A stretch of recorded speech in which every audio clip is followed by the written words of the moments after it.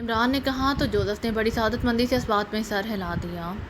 گراہٹ کی آواز سن کر شگارا نے یکلہت آنکھیں کھول دیں۔ وہ بدستور اپنے کیبن نما جھونپڑی میں موجود تھا۔ اس کے سامنے ایک چھوٹا سا حصار بنا ہوا تھا جس میں کھوپڑی رکھی ہوئی تھی اور کھوپڑی کے سر پر دیا جل رہا تھا۔ دیے کی روشنی اس دائرے تک ہی محدود تھی۔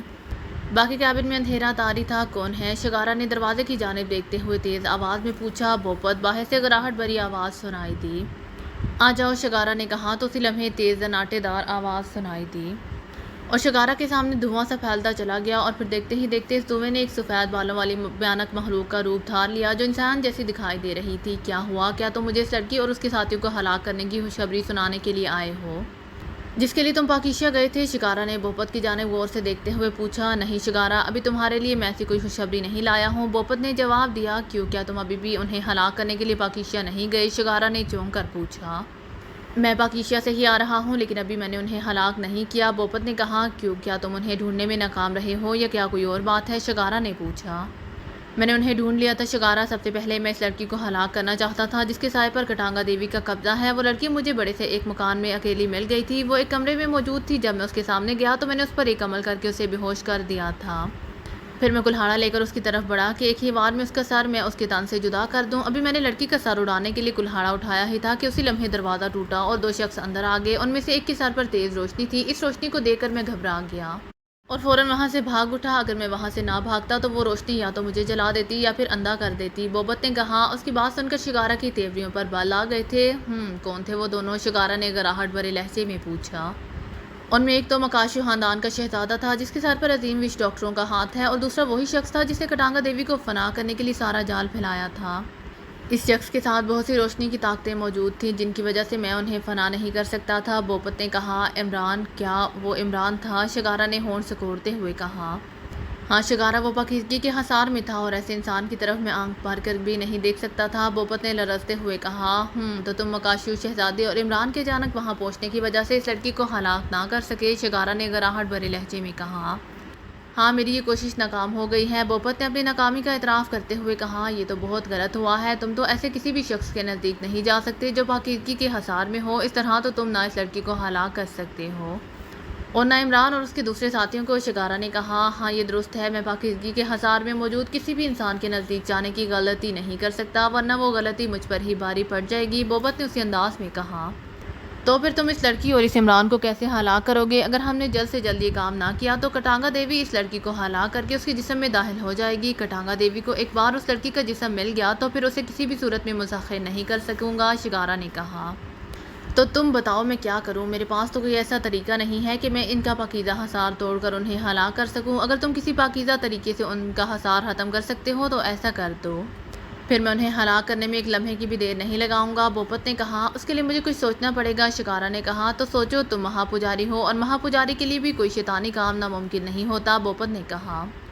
رکو میں دیکھتا ہوں، شگارا نے کہا اور اس نے آنکھیں بند کر لی۔ آنکھیں بند کرتے ہی اس نے منہ میں کچھ پڑھنا شروع کر دیا۔ جو وہ پڑھتا جا رہا تھا اس کے چہرے کا رنگ بدلتا جا رہا تھا، اس کے چہرے پر سیاہی بڑھتی جا رہی تھی۔ چند لمحے وہ اسی طرح بڑبڑاتے ہوئے انداز میں کچھ پڑھتا رہا، پھر اس نے یکدم آنکھیں کھول دی۔ اس کی آنکھیں قدرے سرخ ہو رہی تھیں جیسے انگارے دہک رہے ہو۔ تم ٹھیک کہہ رہی ہو، میں نے عمران اور اس کے ساتھیوں کا پتہ لگانے کی بہت کوشش کی ہے لیکن وہ سب کے ساتھ مقدس حصار میں موجود ہیں جس کی وجہ سے مجھے ان کے بارے میں کچھ معلوم نہیں ہو سکا ہے، وہ سب میری پہنچ سے بہت دور ہیں، میں نہ ان کی شکلیں دیکھ سکتا ہوں اور نہ ہی ان کے دماغ پڑھ سکتا ہوں، شگارا نے بڑبڑانے والے انداز میں کہا۔ پھر آپ، بوپت نے کہا، جب تک انہیں پاکیزگی کے حصار سے نہیں نکالا جائے گا نہ تم ان کا کچھ بگاڑ سکتے ہو اور نہ میں، ہمیں ہر حال میں ان کا پاکیزہ حصار ختم کرنا پڑے گا، تب ہی وہ ہمارے قابو میں آئیں گے اور تمہارے ہاتھوں ہلاک ہوں گے، شگارا نے کہا۔ لیکن ان کی پاکیزگی کا حصار کیسے توڑا جا سکتا ہے؟ کیا اس کا کوئی طریقہ ہو سکتا ہے؟ بوپت نے پوچھا۔ میں نے اپنی طاقتوں سے معلوم کیا ہے، سب سے پہلے ہمیں عمران کی پاکیزگی ختم کرنی ہوگی، جب تک وہ پاکیزگی کے حصار میں رہے گا اور مقدس کلام پڑھتا رہے گا اس پر ہم کوئی سحر نہیں کر سکتے، اس کی وجہ سے اس کے ساتھی بھی اسی مقدس حصار میں رہیں گے، جب عمران کی پاکیزگی ختم ہو جائے گی تو وہ ہمارے قابو میں آ جائے گا تو اس کے سارے ساتھی بھی ہماری گرفت میں آ جائیں گے، پھر انہیں ہلاک کرنے میں ہمیں کوئی مسئلہ نہیں ہوگا۔ میں نے عمران کو روشنی کی دنیا سے دور کرنے کا ایک طریقہ معلوم کر لیا ہے، مجھے امید ہے کہ اگر اس طریقے پر عمل کیا جائے تو عمران نہ صرف پاکیزگی کے حصار سے نکل آئے گا بلکہ اس کے سر پر جو روشنی کی طاقتیں موجود ہیں وہ بھی اس سے دور ہٹ جائیں گی، شگارا نے کہا۔ او کون سا طریقہ ہے وہ؟ بوپت نے پوچھا۔ اس کے لیے ہمیں عمران کو کوئی ناپاک چیز کھلانی ہوگی جیسے خون یا کسی ناپاک جانور کا گوشت۔ اگر یہ خون کسی انسان کا ہو تو اس کا ایک قطرہ بھی ہمارے لیے بے حد کارآمد ثابت ہو سکتا ہے۔ خون کا وہ قطرہ عمران کے حلق میں جا کر اس کے جسم میں داخل ہو جائے گا، جس سے عمران کا جسم ہی نہیں اس کی روح بھی داغدار ہو جائے گی اور اس کا دماغ معاف ہو کر رہ جائے گا، جس کی وجہ سے وہ کوئی بھی مقدس کلام نہیں پڑھ سکے گا اور نہ ہی روشنی کی کوئی طاقت اس کی مدد کر سکے گی۔ شگارا نے سوچتے ہوئے انداز میں کہا، او لیکن اسے خون پلائے گا کون؟ بھوپت نے کہا، مجھے اس کے لیے کاکاری کو بلانا پڑے گا۔ کاکاری غیبی حالت میں عمران کے پاس جائے گی اور جب عمران کچھ کھانے پینے لگے گا تو کاکاری خاموشی سے اس کے کھانے پینے کی چیزوں میں انسانی خون ٹپکا دے گی۔ کھانے پینے کی چیزوں میں شامل وہ خون عمران کے حلق میں اتر جائے گا اور ہمارا مقصد پورا ہو جائے گا۔ شگارا نے کہا، او ہاں، کاکاری اندھی دنیا کی باسی ہے۔ عمران کے سر پر جو روشنی ہے وہ اسے دکھائی ہی نہیں دے گی، جس کی وجہ سے نہ اس کے فنا ہونے کا اندیشہ ہے اور نہ ہی اندھی ہونے کی وجہ سے اس کی آنکھیں ضائع ہوں گی۔ بھوپت نے کہا، ہاں، کاکاری کو اگر عمران کے جسم سے اترے ہوئے کسی لباس کی بو سنگھا دی جائے تو وہ آسانی سے اس جگہ پہنچ جائے گی جس جگہ عمران موجود ہوگا۔ پھر اسے غیبی حالت میں اس وقت کا انتظار کرنا پڑے گا جب تک عمران کسی کھانے پینے کی چیز کو ہاتھ نہیں لگا لیتا۔ عمران اگر پانی بھی پینے کی کوشش کرے گا تو کاکاری اس کے پانی کے گلاس میں ناپاک انسانی خون ملا دے گا جو عمران کو ہمیشہ کے لیے بلندیوں سے اٹھا کر پستیوں کی طرف دھکیل دے گا۔ وہ بے ہوش ہو جائے گا۔ جیسے ہی وہ بے ہوش ہو تم اسے اٹھا کر فوراً یہاں لے آنا اور اسے سیاہ کنویں میں ڈال دینا۔ اس کے بعد اس کے باقی ساتھیوں پر بھی یہی عمل کیا جائے گا اور جو کاکاری کا شکار ہوتا جائے گا تم اسے لا کر سیاہ کنویں میں ڈالتے جانا، یہاں تک کہ اگر اس لڑکی کو بھی اٹھا کر سیاہ کنویں میں ڈالنا پڑے تو کوئی پرواہ نہیں۔ وہ سب جیسے ہی کنویں میں جائیں گے میں اس کنویں کا منہ ہمیشہ کے لیے بند کر دوں گا اور وہ سب اس کنویں میں ہی ایڑیاں رگڑ رگڑ کر ہلاک ہو جائیں گے۔ سیاہ کنویں میں ہونے کی وجہ سے کٹانگا دیوی بھی انہیں تلاش نہیں کر سکے گی۔ شگارا نے مسلسل بولتے ہوئے کہا، انہیں ہلاک کرنے کا سب سے اچھا طریقہ ہے اگر میں نے اپنے ہاتھوں سے اس لڑکی اور اس کے ساتھیوں کو ہلاک کیا تو کٹانگا دیوی کو فوراً پتہ چل جائے گا اور وہ ہاں میری جان کی دشمن بن جائے گی۔ اگر لڑکی اور اس کے سب ساتھی سیاہ کنویں میں اپنی موت مر جائیں گے تو ان کی ہلاکت کا الزام نہ تم پر آئے گا اور نہ مجھ پر، کیونکہ کٹانگا دیوی کبھی بھی ان کی لاشیں نہیں ڈھونڈ سکے گی۔ بھوپت نے کہا، لیکن کاکاری کا ایک مسئلہ ہے۔ شگارا نے کہا، کیسا مسئلہ؟ بھوپت نے چونک کر پوچھا۔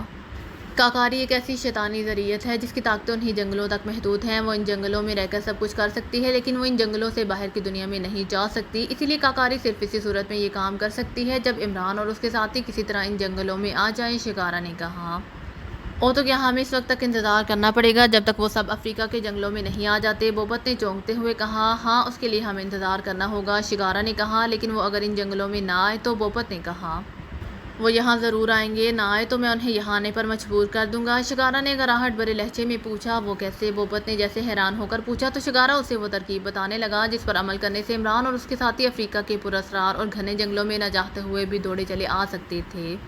او بہت خوب، اگر اس طریقے پر عمل کیا جائے تو وہ سب واقعی یہاں ضرور آئیں گے اور یہاں ان کے استقبال کے لیے کاکاری تیار ہوگی۔ کاکاری ان کے کھانے پینے کی چیزوں میں ناپاک انسانی خون ملا دے گی جو ان کے حلق میں جاتے ہی ان سب کی کایا پلٹ دے گا اور پھر میں انہیں اٹھا کر ہمیشہ کے لیے سیاہ کنویں میں پھینک دوں گا جہاں سوائے انہیں موت کے اور کچھ نہیں ملے گا۔ بھوپت نے مسرت بھرے لہجے میں کہا، ہاں، ان سب کی موت ہی ہماری زندگی ہوگی، وہ ہلاک ہوں گے تب ہی میں کٹانگا دیوی کو اپنے بس میں کر سکوں گا، ورنہ نہیں۔ شگارا نے کہا، تم نے مجھے جو ترکیب بتائی ہے کیا میں اس پر آج بلکہ ابھی سے عمل کروں؟ بھوپت نے پوچھا، ہاں، اس ترکیب پر تمہیں ہی عمل کرنا ہوگا بھوپت، لیکن تمہیں اس بات کا خیال رکھنا ہوگا کہ وہ تمام افراد اس وقت تک یہاں محفوظ رہیں جب تک کہ عمران اور اس کے ساتھی ان کی تلاش میں یہاں نہیں پہنچ جاتے۔ شگارا نے کہا، تم فکر نہ کرو شگارا، میں انہیں حفاظت سے یہاں لے آؤں گا، وہ ان جنگلوں میں رہیں گے اور میں کوشش کروں گا کہ ان پر نظر رکھ سکوں اور وہ جنگلی آفات سے محفوظ رہیں۔ بھوپت نے کہا، جنگلی آفات سے وہ اسی صورت میں محفوظ رہ سکتے ہیں جب انہیں جنگل سے نکال کر ہمارے قبیلے میں منتقل کر دیا جائے۔ تم انہیں جہاں لے کر آؤ، پھر وہ جہاں بھی ہوں گے میں اپنے قبیلے کے وحشیوں کو بھیج کر انہیں یہاں منگواؤں گا، ہم انہیں قید کر دیں گے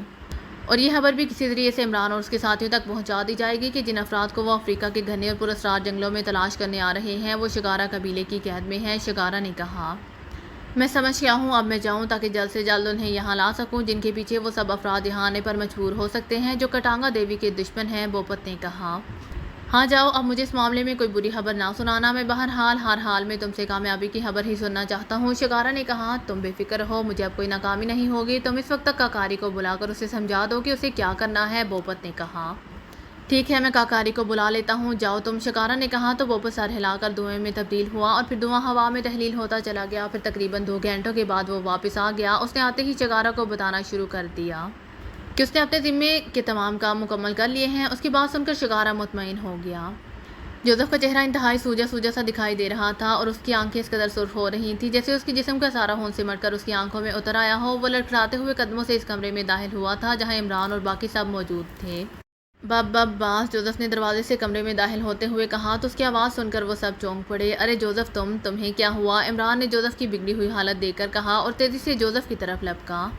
جیسے ہی وہ جوزف کے نزدیک گیا، اسی لمحے جوزف کی آنکھیں بند ہو گئیں اور وہ لہراتا ہوا گرتا چلا گیا، لیکن عمران نے بروقت اسے گرنے سے سنبھال لیا۔ جوزف کو اس طرح لہرا کر عمران کے بازوؤں میں جھولتے دیکھ کر جوانا بھی تیزی سے اس کی طرف لپکا، جبکہ کمرے میں موجود جولیا، تنویر صفدر اور کیپٹن شکیل فوراً اپنی جگہوں پر اٹھ کھڑے ہوئے تھے۔ سنبھالو اسے، عمران نے کہا تو جوانا نے آگے بڑھ کر جوزف کو سنبھال لیا۔ یہ تو بے ہوش ہو گیا ہے ماسٹر، جوانا نے پریشانی کے عالم میں کہا۔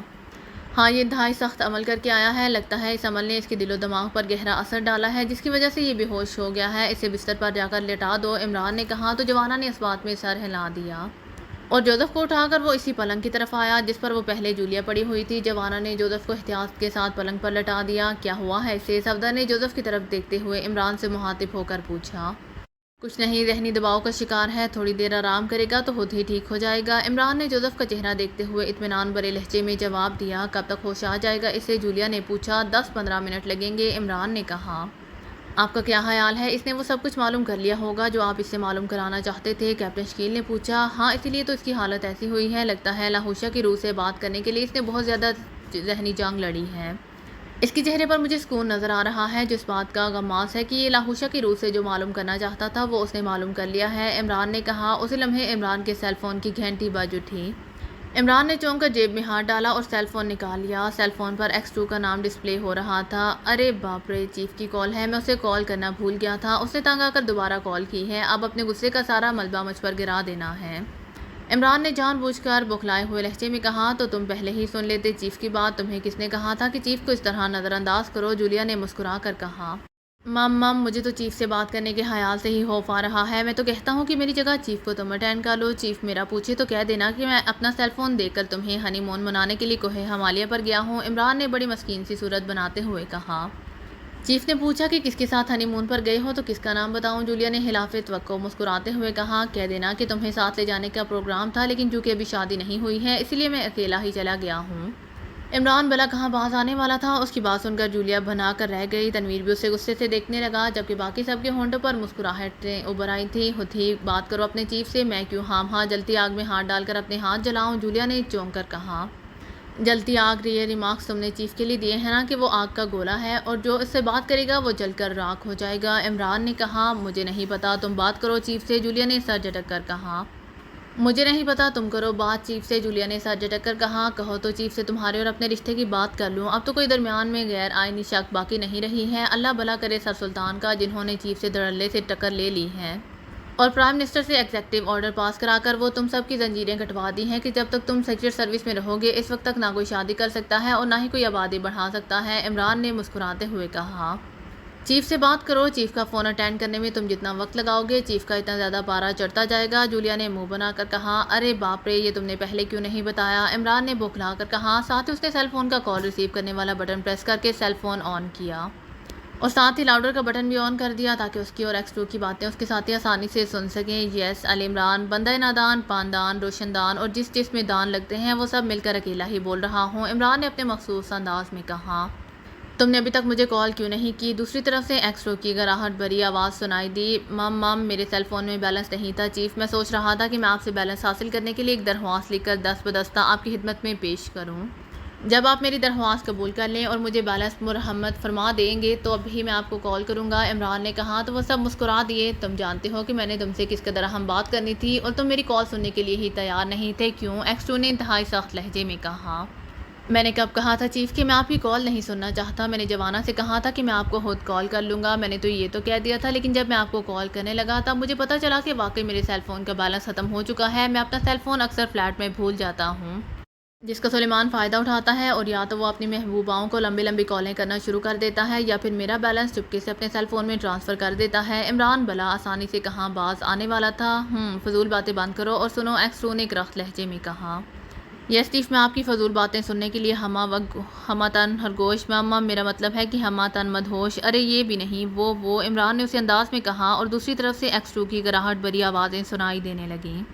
جولیا اور باقی سب آنکھیں پھاڑ پھاڑ کر عمران کی جانب دیکھ رہے تھے۔ یہ عمران کا ہی حوصلہ تھا کہ وہ چیف کے ساتھ ایسی ہنسی مذاق کی باتیں کر لیتا تھا، ورنہ ان کی تو چیف کی آواز سنتے ہی جان ہوا ہو جاتی تھی۔ عمران نے سیل فون کان سے لگایا ہوا تھا، لیکن سیل فون کا اسپیکر اتنا تیز تھا کہ وہ سب ایکس-2 کی گراہٹ بھری آواز صاف سن سکتے تھے۔ سرداور اور ان کے ساتھی 3 سائنسدان ایک طیارے میں لاپتہ ہو گئے ہیں۔ ایکس-2 نے جیسے عمران کی باتوں پر دھیان دیے بغیر کہا، لاپتہ ہو گئے ہیں؟ کیا کسی نے ان کا پتہ کاٹ دیا ہے جو لاپتہ ہو گئے ہیں؟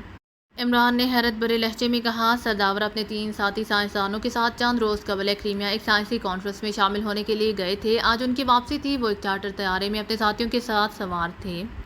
اس طیارے میں سرداور سمیت پاکیزہ کے 4 سائنسدان تھے، جبکہ آران کے 3 اور کافرستان کے 6 سائنسدان موجود تھے۔ طیارہ کرائمیا سے ٹھیک وقت پر روانہ ہوا تھا، جس سے کرائمین حکام کا مسلسل رابطہ تھا، لیکن پھر راستے میں اچانک کرائمیا کا اس طیارے سے رابطہ ختم ہو گیا۔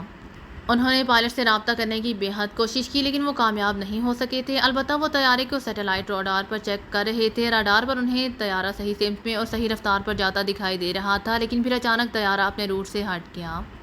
دوسری طرف سے ایکس-2 نے اسے تفصیل بتاتے ہوئے کہا، اور پھر وہ طیارے کے افریقہ کے جنگلوں کی طرف جانے اور اس کے لاپتہ ہونے کے بارے میں بتانے لگا۔ یہ کیسے ہو سکتا ہے چیف؟ طیارے سے کرائمیا کا رابطہ بھی ختم ہو گیا تھا اور طیارہ اپنے آپ روٹ سے ہٹ کر افریقہ کی جانب مڑ گیا تھا، اور آپ کہہ رہے ہیں کہ سیٹلائٹ راڈار پر طیارہ افریقہ جاتا ہوا بھی دکھائی دے رہا تھا، اور جب وہ شمالی جنگلوں میں پہنچا تو وہ راڈار اسکرین سے بھی غائب ہو گیا تھا۔ عمران نے حیرت بھرے لہجے میں کہا۔ سرداور کے طیارے کے افریقہ کے گھنے جنگلوں میں جا کر غائب ہونے کا سن کر وہ سب بھی حیران ہو رہے تھے۔ اب تک مجھے جو اطلاعات ملی ہیں، میں نے تمہیں ان سے آگاہ کر دیا ہے۔ میں نے تھوڑی دیر پہلے کرائمیا کے فضائیہ کے چیف سے بھی بات کی تھی۔ اس نے بتایا ہے کہ ان کی سرچنگ ٹیم افریقہ پہنچ گئی ہے اور وہ افریقی حکام کی مدد سے طیارے کا پتہ لگانے کی کوشش کر رہی ہے، لیکن تاحال ابھی انہیں طیارے کے بارے میں کچھ علم نہیں ہوا۔ ان کے پاس ریڈ ڈاٹس ہیں جن سے کسی بھی تباہ شدہ جہاز کا پتہ لگایا جا سکتا ہے، چاہے وہ زمین پر گر کر کریش ہوا ہو یا سمندر میں غرق ہوا ہو، لیکن ابھی تک کوئی کامیابی نہیں ملی، ایکس-2 نے کہا۔ کیا آپ نے سرداور کو ان کے سیل فون پر کال کی تھی؟ عمران نے پوچھا۔ ہاں، میں کوشش کر چکا ہوں، لیکن میرا ان سے کوئی رابطہ نہیں ہو رہا۔ مجھے اس طیارے میں سفر کرنے والے دوسرے سائنسدانوں کے بھی نمبر مل گئے تھے، ان سب کے بھی سیل فونز آف ہیں، ایکس-2 نے کہا۔ آپ کا کیا خیال ہے کہ اس طیارے کو ہائی جیک کیا گیا ہے؟ عمران نے سنجیدگی سے پوچھا۔ نہیں، میری اس سلسلے میں کرائمین حکام سے بات ہوئی تھی، انہوں نے میری اس بات کی تردید کر دی تھی کہ طیارے کو ہائی جیک کیا گیا ہے۔ اس کی وجہ انہوں نے یہ بتائی تھی کہ طیارے میں سوائے سائنسدانوں اور طیارے کے عملے کے، جن کی تعداد 7 ہے، اور کوئی نہیں تھا، ایکس-2 نے جواب دیا۔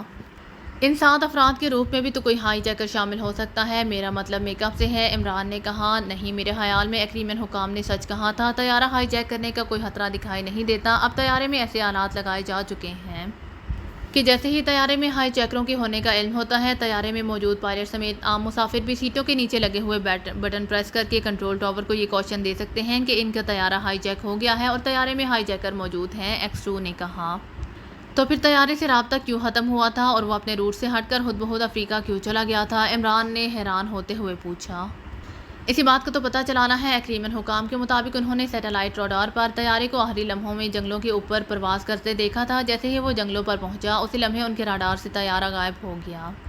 ایسا صرف اسی صورت میں ہی ممکن ہے جب طیارہ ہوا میں ہی بلاسٹ ہو جائے، ایکس-2 نے کہا۔ تو آپ کہنا چاہتے ہیں کہ طیارہ جیسے ہی افریقہ کے جنگلوں کے اوپر پہنچا، اسی وقت بلاسٹ ہو گیا تھا؟ عمران نے ہورن سکوڑتے ہوئے کہا۔